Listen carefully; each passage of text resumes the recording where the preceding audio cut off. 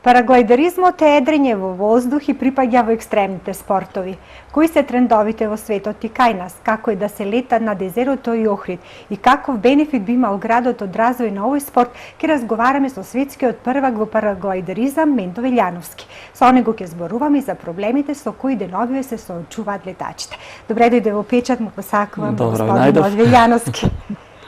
Драго ми е што ме поканивте, навистина, пошто имам желба навистина пред охриѓани да зборувам за овој спорт, за убавините на овој спорт и така натаму. Дали се согласувате со тврдењето дека параглайдеризмот е еден од најлесните начини да се оствари сонот за летање? Да, сигурно, затоа што порано кога човек леташе само со авиони, со едрилици, некако им беше сон на луѓето нешто да може да биде по-прифатливо за сите. Параглайдерството е токму тоа. Значи може да се стави на грб, може да се отиде ако некој не сака да оди со возило, или може сака да планинари, ќе се качи до некој врв, ќе се спушти и не само што ќе се спушти, може да остане долго време во воздух, да се качува во струењата, може да патува од врв до врв, може со километри да лета и со саати.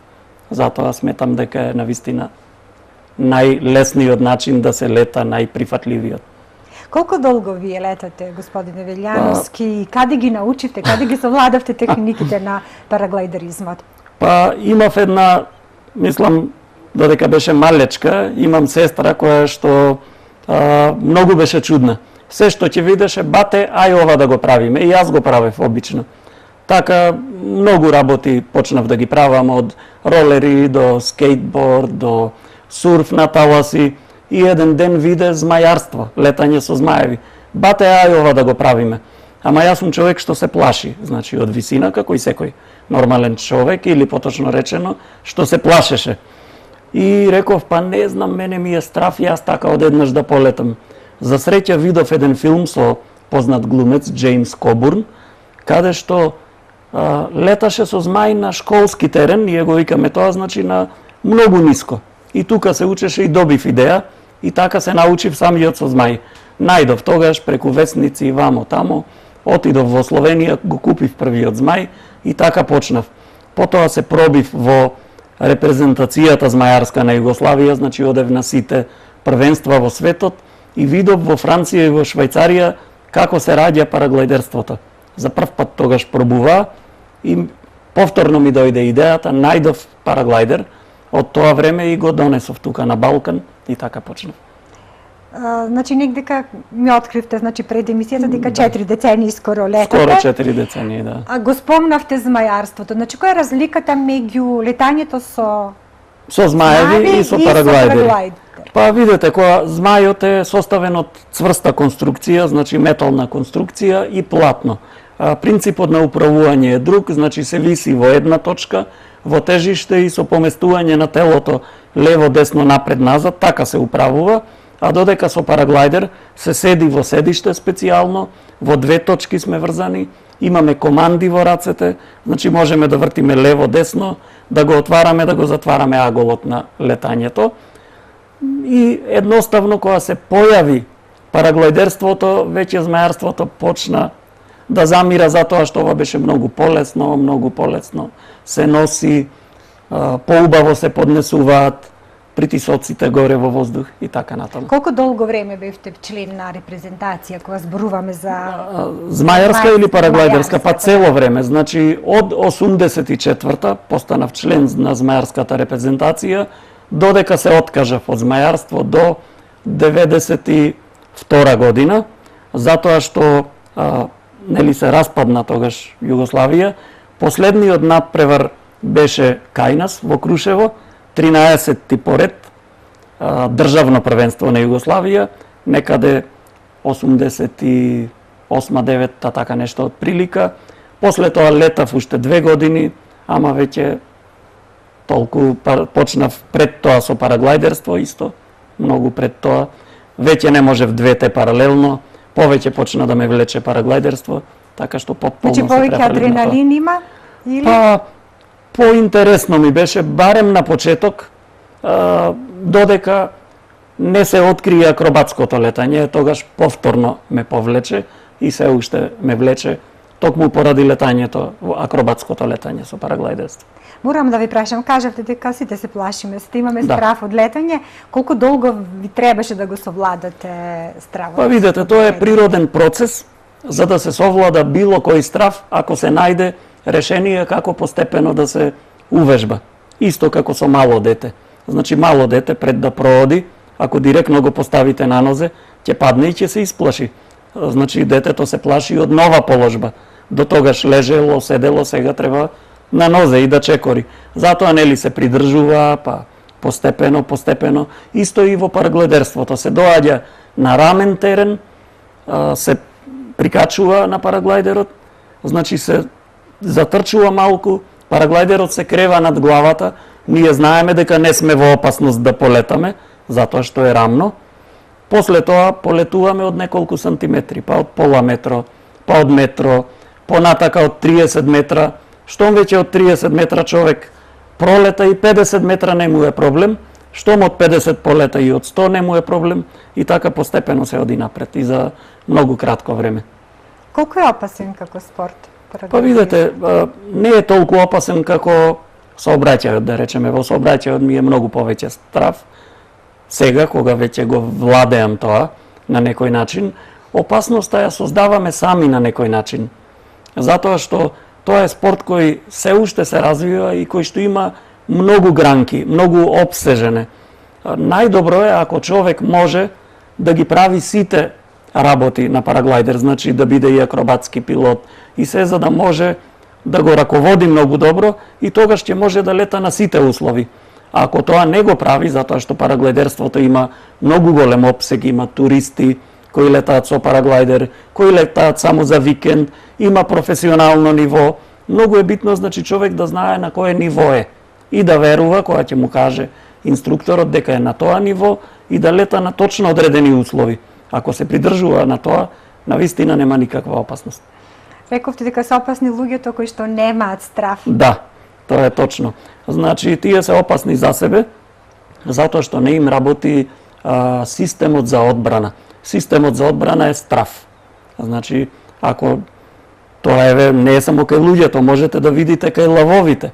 Нели има сега многу емисии, гледате дека ако не е сигурен дека неповреден ќе остане, не напаѓа. Ако е пленот, ако може да го повреди, он воопшто не ризикува. Ќе се повлече. Значи тоа е страв кој што да не биде повреден, нели? Исто и кај луѓето. Ако системот работи нормално, ако значи не информира дека има страв, додека има страв има и една доза на адреналин што нели прави нашите мускули побрзо да реагираат, мозокот побрзо да размислува, телото да биде подготвено, тоа е во ред. Ако човекот не се плаши, нешто не е во ред и јас тогаш им велам подобро на психијатар да отидете, не доаѓајте да учите да летате, значи човек треба да се плаши, тоа е нормално.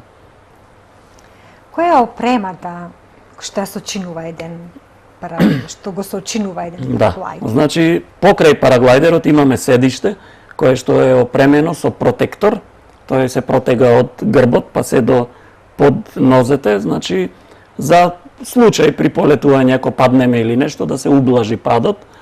Имаме резервен падобран или два, ние дури носиме и три акробатските пилоти. Ако еден се заплетка, друг, трет, да имаме трета шанса. Нормално шлем, специјален за параглайдерство, можда и не е сосема специјален, значи скијачки шлемови или за сноуборд исто вршат работа. И тоа е нешто не за да се паѓа од високо или нешто, него се сопне човек или така нешто. Значи тоа е главно, опремата е сега во зависност од што сака да прави човек со параглайдерот, дали може би сака да остане долго време во воздух, да прави долги прелети, тогаш се купуваат и инструменти кои што го мерат пропаѓањето, кревањето и висината. Кој е најдоброто време? Ево, гледачите може да видат некои. Еве, ова е со змај полетување од Крушева. Еве и со параглайдер. Ова е тандем параглайдер, тоа сум јас. Значи возам патник во Крушева. Па сезоната фактички трае цела година. на некој начин. Затоа што кога се лета зависи што ќе се прави. Обуката обично е најдобро да се започне крајот на септември, затоа што тогаш условите се смируваат и може намирно, на убаво да се учи, да се тренира се до пролетта, некаде до март месец, кога почнува со будењето на природата, се будат и воздушните струења и тогаш се учи понапредна техника на летање. Како да се остане подолго во воздух, веќе подоцна од мај месец натака, како да се направат прелети. За нас, акробатските пилоти, веќе тогаш почнува да функционира Охрид, значи доаѓаме во Охрид и тренираме на дезерото со чамец долу кој не чека ако нешто се случи да отвориме резерва и да паднеме во вода. И трае тоа некаде до септември, октомври и пак во круг истото. Колку видови на летање има? Ево нешто спомнавте, Да. значи тандем. Па вака, параглайдерството е еден од многу опсежните спортови, кои што, да речеме, некој ако рече јас се занимавам со параглайдерство, фактички скоро ништо не кажува, тоа е премногу општо. Во почеток беше само еден вид летање, понатака се разви во 3 гранки посебни. И во значи туристичко ниво, хоби и професионално ниво. Во туристичко ниво, значи човек знае дека е до тоа ниво, може да лета на одредени планини, во одредени временски услови, со одреден тип на параглайдер и одредена опрема. Понатаму, ако некој се надпреварува, зависи во што се надпреварува. Ако се надпреварува во прецизно слетување, може и да се надпреварува некој што е почетник, некој што е туристички, што лета, значи не е толку ригорозно. Веќе летањето во прелети веќе бара нешто повеќе. Значи е како комбинација меѓу туристичко летање, ама и професионално ниво, додека во акробатското летање и летањето со тандеми треба да биде професионалец човек, со тандемите поради одговорноста за патникот, поради познавањето на вонредни ситуации во воздух, поради познавање на психологија, методика, на како патниците кои ќе дојдат да им се објасни, да се види ако некој се плаши, да се почувствува дали некој може би подоцна ќе се уплаши, пошто се лета и со деца. Може некој дете се радува, не му е страв, ама кога ќе полетате ќе се уплаши одеднаш. Затоа параглайдерството припаѓа во професионален начин на летање и акробатското летање, тоест надпревар. Ако некој се надпреварува во акробатско летање, а посебно во светски куп е исклучиво професионалец, поради должината на тренингот и повторувањата на тренинзите. Значи за еден маневр да може да се направи успешно, илјадници пати мора да се тренира. Значи веќе, а некој да тренира секој ден, мора да биде професионалец, инаку не може од работа да излезе, да тренира толку и така натаму. Колку луѓето се интересираат за туристичко, ево да кажеме? Да. Најмногу е интересот за тоа, за туристичко летање со параглайдер, значи има луѓе кои што повеќето сакаат да летаат тандеми, значи да видат како е. Некаде 50-60% од нив веднаш сакаат да почнат со обука. Некои сакаат само тандеми да се возат. Интересот е се поголем и поголем последниве години. Затоа што кога нешто ќе почне, значи кога ќе дојде до еден степен, после самото си прави повеќе и повеќе развој. Например, во Скопје многу се лета, тандеми, во Крушево се лета, на Попова шапка се лета, на многу места, па еве и Охрид се лета во летно време. И тоа фактички ни е на некој начин начинот за да може да ги привлечеме луѓето да се бават со тој спорт, да раскажуваат на други да доаѓаат или да се занимаваат со тој спорт, или да им кажат на другите дека еве може и така да се лета, дека е безбедно и така натаму. Што е она вас лично што ве привлекува? Па во овој спорт, во летањето, да. Мене воопшто во животот ме привлекуваат акробации со било што. Значи тој е понов тренд, да, така да понов тренд е. Јас сум исто ветеран во акробатското летање, значи почнав кога тоа почна во светот. 99-та година некаде. Ме привлекува кога можам во сите правци да се движам, кога токму тука има акробација, ова се вика хеликоптер, сега што го правам. И сега застанав, излегов од тоа. Еве го истото, пак сега ќе видите кога ќе повлечам, врти сонцето околу мене, а тоа јас се вртам. Значи, ова е Охрид, ова е трпејца долу. Да, тоа е веднаш после полетување. Ова е малку стара снимка. Ама се гледа тука, ми се чини сега дека една... видете, ова е, се вика ритмик сад. Значи, постепено поминувам преку параглайдер. Параглайдерот под мене, јас преку него. Тука има доста оптеретување на ова, некаде оди до 7,5 пати од тежината на човекот.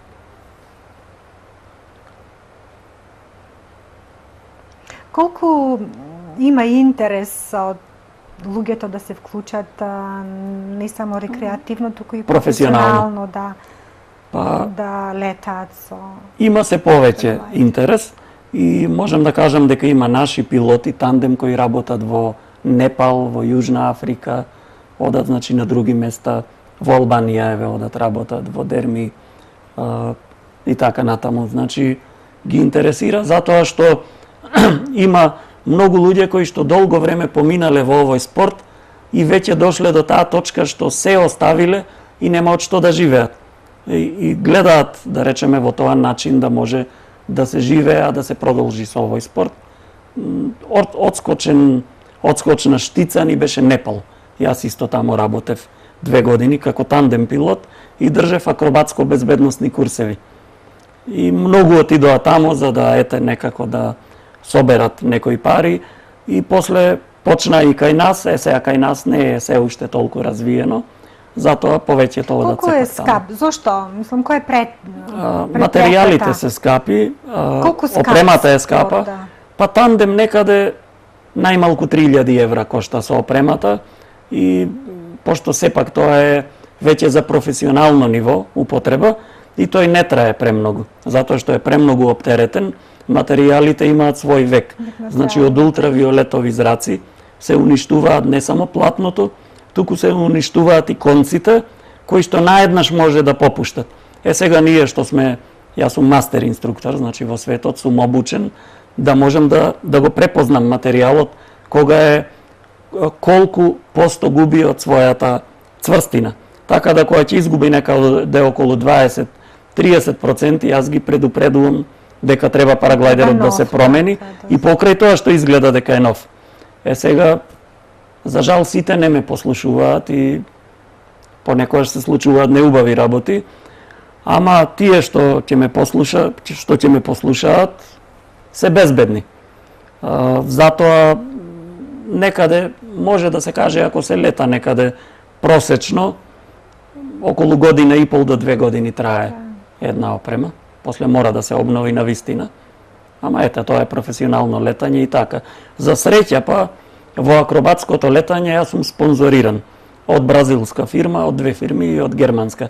Така што секоја година добивам нов параглайдер. Инаку за брзо време ќе се амортизира, додека па туристичките глайдери се предвидени да траат долго. Значи може по 10 години еден параглайдер да издржи и да нема проблеми. За вашите почетоци во надпреварувањата и како дојдовте до титулата или до називот за светски рекорд, ќе зборуваме по реклама. Да, добро.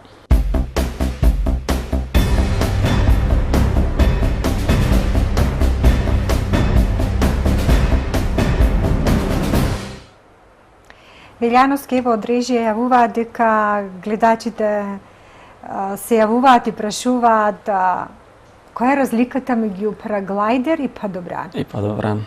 Па вака на прв поглед изгледа така исто, а тоа е затоа што сите спортови кои што на некој начин се слични, постануваат еден од друг. Параглайдерството почна благодарение на двајца падобранци од Франција и од Швајцарија, еден од Швајцарија, еден од Франција, со обичен падобран, мислам крило падобран го викаат тоа, четвртац со кој што може да се командува, одлучија да полетаат од една стрмнина со трчање, наместо да скокаат од авион. И нормално, западната машинерија тоа го разви во сосема друг спорт и потполно се оддалечи, се направи сосема поинаку, обликот поинаку, значи со параглайдер сега може да се полета со влечење, со глисер, со специјално витло, може од планина да се полетува и во најново време, последниве можда 10 години, и со параглайдер скокаме од хеликоптер, од балон, ама тоа се многу малку луѓе во светот, значи можда сме едно 30 луѓе кои што тоа го правиме и покрај тоа нема веќе сличности со параглайдер, со падобран. Пред да најавам реклами, кажав дека следно прашање ќе биде за вашиот рекорд, како ја добивте титулата светски првак во параглайдеризам?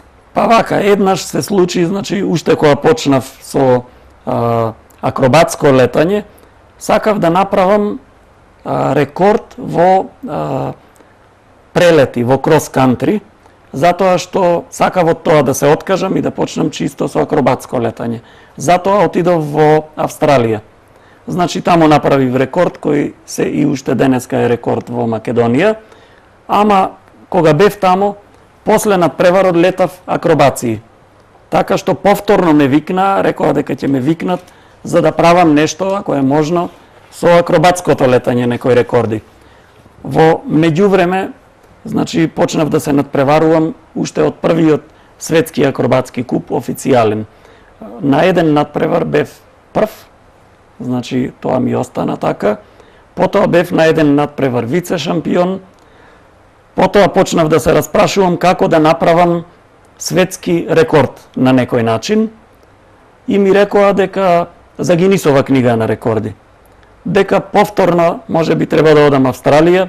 Се обидов таму и тоа не беше само моје, туку со повеќе пилоти направивме, 120 пилоти се собравме, направивме за 8 дена околу 60.000 километри низ Австралија, што е 1,5 пат околу земјата. Тоа влезе во Гинисова книга на рекорди. Потоа отидов со акробации, ме поканија да го отворам светското првенство во Австралија, ме однесоа на најисточната точка од Австралија, значи кај Тихи океан, скокнав од балон со параглайдер и правев акробации се додолу, а потоа скокнав од парамотор и го отворив светското првенство. Тоа влезе во историја на воздухопловство на Австралија. Потоа, неколку години после тоа, сакав да направам нешто специфично и да бидам во нешто прв. И тогаш почнаа да се смеат моите колеги од светски куп. Па рекоа, нема потреба, затоа што веќе си направил нешто што никој до сега не го направил. Што било работата? Во акробатското летање просечната старост е од 16 до 25 години, а јас имам 61. Активно се надпреварувам, така да одлучија почесно да ме прогласат за светски првак, пошто се уште никој не го направил тоа. Колку кажавте дека сте биле во Австралија, во Непал, каде се во Австралија настапувале? Во Австралија, цела Австралија скоро прелетав, значи 7 години одев поред, по 3 месеци проведував за нивното лето, кај нас зима е тогаш. Потоа во Непал отидов после Австралија 2 години, затоа што во Австралија ги потрошив сите пари што ги заработив до тогаш и веќе останав без пари. Морав да отидам во Непал, каде што е многу развиено летањето со тандеми и бараат пилоти, поготово добри пилоти, затоа што има некој стандард кој се може да лета тамо, а посебно се добро дојдени тандем пилоти кои се акробатски пилоти, затоа што тамо доаѓаат покрај луѓето што сакаат да летаат со тандем, почетници акробатски пилоти кои што сакаат во тандем да ги учи некој како да прават акробации. Јас се уште сум еден од ретките во светот што со тандем ги учам како да прават акробации. Значи во Непал тоа го правев и се вратив со некоја одредена сума за да може да купам повторно нов тандем, да почнам со обука тука повторно да се бавам и така. Тоа беше. Колку параглайдеристи има од вашиот ранг во Македонија? Па во Македонија има уште еден, кој што е од мојот ранг, еден скромен дечко кој што живее во едно село покрај Штип. Тој беше еден од најбараните тандем пилоти во Непал. Сега одлучи да се ожени и малку да се смири. И има уште 2-3 други кои што почнуваат акробации да летаат, значи одат по моите стапки и јас мислам дека наскоро ќе бидат добри. И така. А колку клубови постојат во Македонија? Во Македонија, па скоро секој град има клуб, еве да почнеме. Охрид само за змаеви има, за параглайдери за жал, но не е тоа, мислам, не се за тоа охриѓани криви. Криви сме ние затоа што не успеавме да најдеме и да откриеме некој школски терен во Охрид, во близината на Охрид. Па им беше далеку да доаѓаат, треба или Скопје или во близината на Прилеп, каде што има школски терен. Ама веќе има на повидок добри работи затоа што од Пештани веќе има еден дечко кој што заврши обука кај мене во Скопје и веќе 1 година лета во Охрид, па сега можем да кажем дека е охриѓанец, барем во овој дел. Кажавте дека во светот е развиен овој спорт, Да. дека може добро да се живее од параглайдеризам. Да. Кој би бил бенефитот на, да кажеме, ево условно Охрид, бидејќи Да. во моментов зборуваме во Охрид? Да, да. Кој би бил бенефитот, економскиот бенефит Да. од развој на Па еве да овој почнеме да речеме спорт? од наједноставното, да замислиме дека сме некој турист од Холандија, од Швајцарија, од Франција, од било каде и доаѓа по прв пат во Македонија, сака да ја види, слушнал дека е тоа банана држава, не знам каде е, нормално тие се научени на други стандарди, и сега што би го интересирало него и каков печаток ќе добие. Доаѓа тука, погледнува лево, десно, добро, убаво езеро, цркви вамо тамо, тоа веќе не е толку многу во мода, тоа е за повозрастните.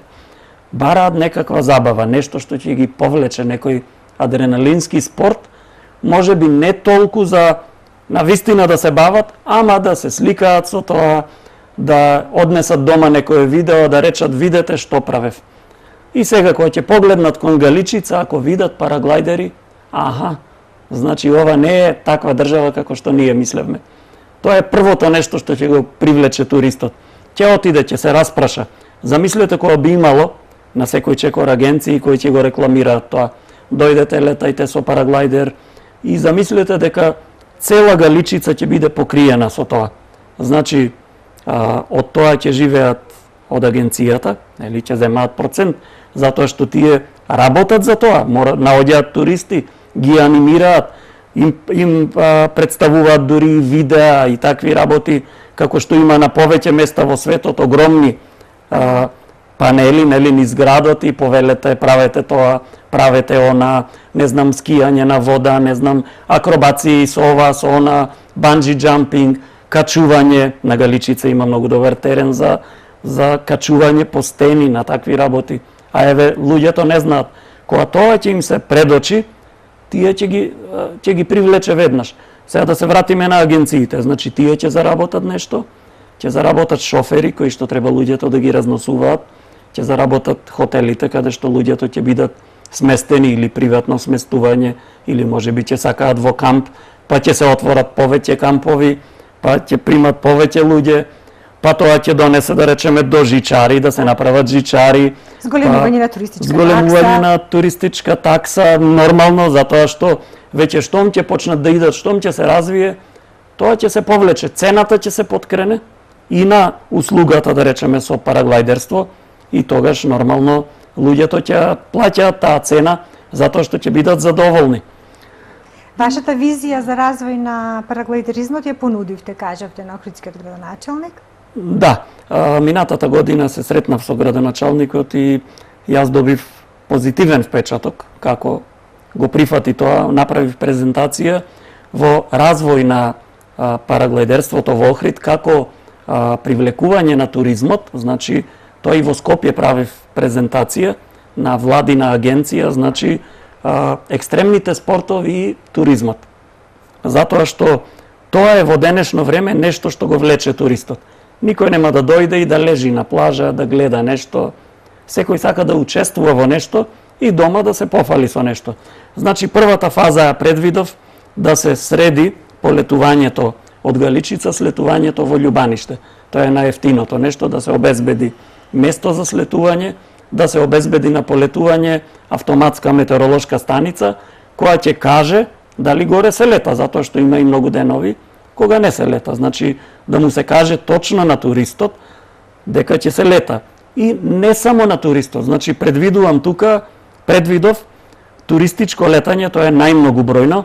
Во Германија има 45.000 туристи параглайдеристи, има околу 25.000 во Швајцарија, околу 30.000 во Франција, во Италија околу 15.000. Тие сакаат да видат нови терени. Значи, кога би дошле тука само да летаат, веќе ќе се наполни со летачи туристи. Ги обврзува да имаат безбедносни објекти. Обавезно. Тоа се предноста на Охрид. На тоа најмногу типував, затоа што има терени низ Европа, ама има 3-4 кои што обезбедуваат акробатски тренинг, безбедносно акробатски тренинг. Секоја година сите клубови од странство се значи со правилник обавезни да имаат завршено безбедносен курс. Тоа го правам јас во Охрид и нормално ќе го прават и други после мене. Значи не само што јас го правам, него мојата идеја беше да ги поканиме школите што го прават тука. Зашто да го прават тамо? Нека го прават тука. Значи за нешто ќе бидеме поевтини со нив, ќе искалкулираме, тие ќе се изнајмат чамци, значи ќе има корист тој што е со чамец, да не зборуваме за продавниците, после летање сите ќе одат да купат нешто, да се напијат нешто.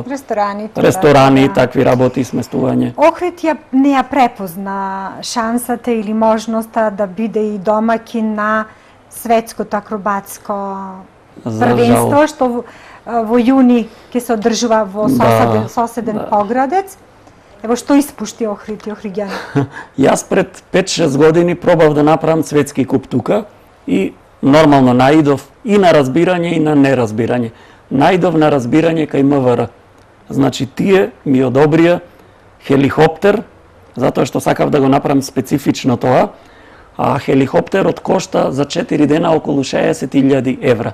Значи тие се согласија. Недостасуваше другиот дел. Значи требаше уште некои спонзори и требаше луѓе, волонтери, кои што ќе го сватат дека местото ќе има корист од тоа и да работат. А подоцна ќе ви кажам како тоа се одвива во другиве места која побараат волонтери во интерес на туризмот. Значи не можев да го одржам, а ќе беше специфично. Од хеликоптер ќе скокаа најдобрите светски пилоти, акробати кои се ограничени на 35. Тоа ќе се направеше во пристаништето, значи цел град да го гледа, ќе беше многу добро покриено и мислам дека ќе беше не само туристичка атракција, туку цел акробатски свет ќе го повлечеше во Охрид да доаѓа, како што сега ќе биде во Поградец. Да, како што ќе биде во Поградец. Минатата година пробав исто да биде тука, навистина не наидов на ниту на спонзори, ниту на разбирање и ми беше малку и страв од некои идеи да не некој му текне чекај сега па да наплаќаме или вамо или тамо. Во Поградец минатата година организирав проба. Значи за Великден направив, ги поканив 7 најдобри светски акропилоти и направивме тамо шоу. Значи само што влегов во градот, сите бенефиции ни беа дозволени, луѓето беа љубезни, неверојатно, мислам, настанот беше импресивен. И оваа година, а јас сум председател на безбедносната комисија во светскиот акробатски куп. Значи, албанците сакаа да го направат тоа и се обратија тамо. Од тамо им одговорија дека не може тек така да се направи, треба да ме прашаат мене. И ме прашаа мене, јас се согласив да го направиме тамо, веднаш најдоа спонзори, под еден услов се согласив, репрезентациите кои што ќе доаѓаат, пред тоа да тренираат во Охрид на Галичица. Значи тоа беше Но мојата сега стvar. следи едно непријатно изненадување. Националниот парк Галичица од 1 јуни ќе воведува ценовник. Со тој ценовник е предвидено еднодневно летање да чини, ми се чини 1000 денари. 1000 денари. 1000 денари, што го доведува, како што велите, во прашање целата таа организација. Кои се вашите, пошто ево навистина многу брзо ни одлета времето, а ние многу кратко, кои се вашите аргументи против таа одлука? Па добро, прво, губи? значи прво таа одлука нема никаков аргумент, тоа е толку паушално, толку без познавање на спортот, значи се осмелиле да пишуваат нешто така, а не викнале нити еден параглайдерист, да не зборуваме за стручњак. Значи мене во светот ме викаат да ме прашат кога има некој таков проблем, да ме прашаат. А еве тука сум. Значи никој не ме викнал и наспроти тоа уште ајде да не кажам глупави аргументи редат некој затоа што некоја си агенција тамо барала толку и толку пари за тандем. Да, аргументот е од Министерството е дека некој добро заработува, значи наплаќа 5-6 илјади денари од час за лицо параглайдинг, а Националниот парк ги користи тие убавини, а Националниот парк не добива ништо, а од друга страна се само финансира. Значи, ако е тоа некој аргумент, тој може да биде аргумент на ЈПУ, значи на Управа за јавни приходи. Значи, таа да се заинтересира, чекајте да видиме дали тука се плаќа данок или нешто. Е, тоа го рачунам за аргумент. А од Министерство за животна средина, која, значи, аргумент би било, чекај, правите ли вие штета некоја тамо? Дали ние газиме тамо нешто? Дали уништуваме? Што се случува? Ние одиме по патот кој не е поправен од 53-та година, од кога е направен така нешто. Значи, одиме до местото за полетување. Полетуваме и ние го користиме воздухот, а воздухот не се наплаќа. Воздухот не може да се зароби во една држава. Ние летаме према запад, значи на ветер што доаѓа од запад.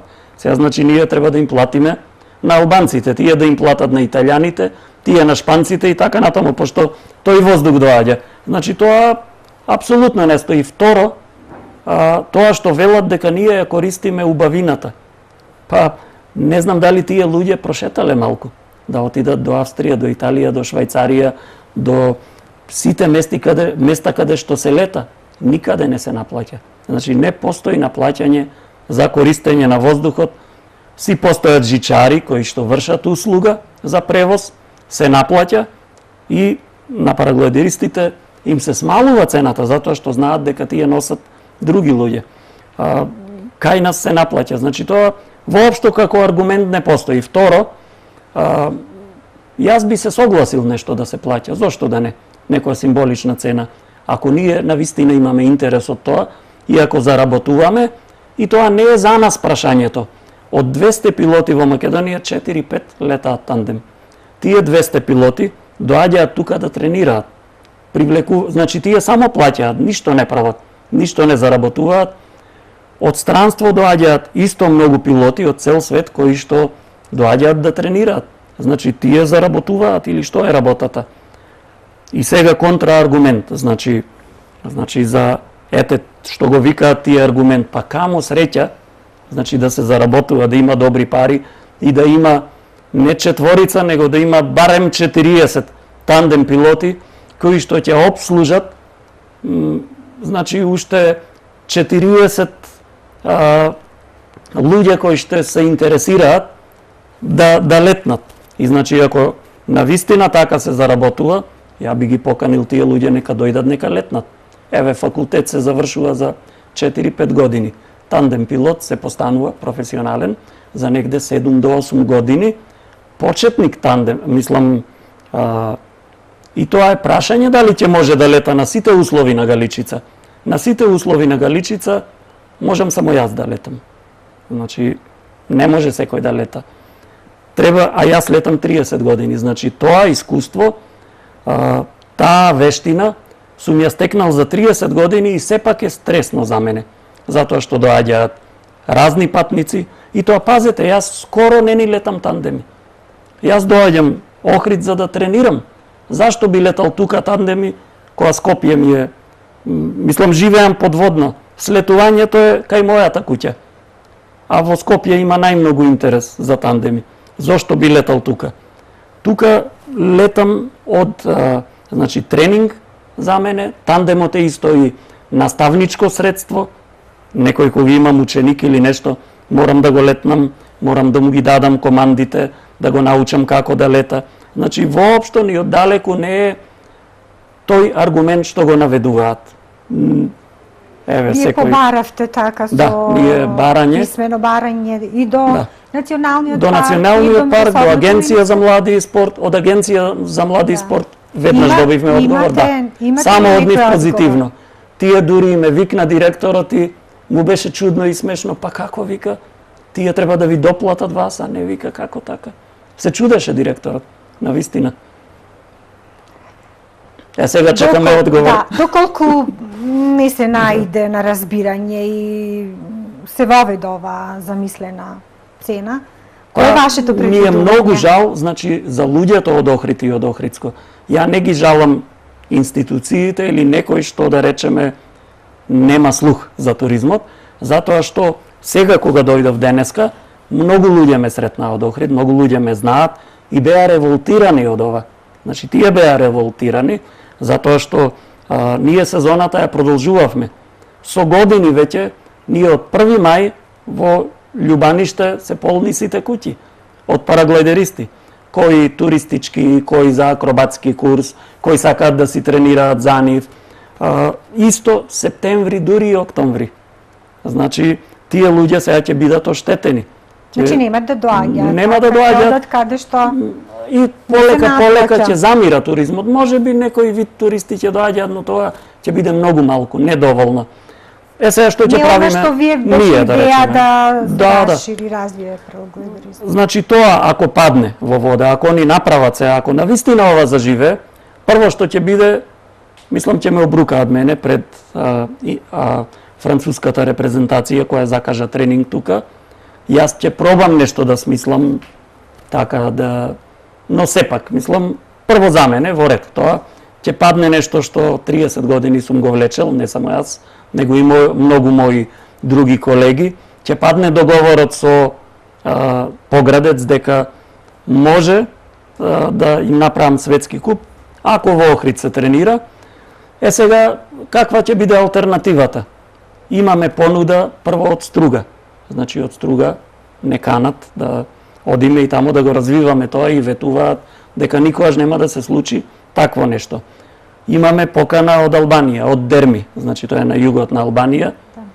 Значи можеме било каде да отидеме, ќе се повлечеме, Крушево ќе одиме, ќе тренираме, Скопје, на Попова шапка и така на многу други терени, а нормално не би сакал тоа да се случи воопшто. Пред почетокот на емисијата ми го спомнавте случајот со Олу Денис, со Турција, на кратко ве молам.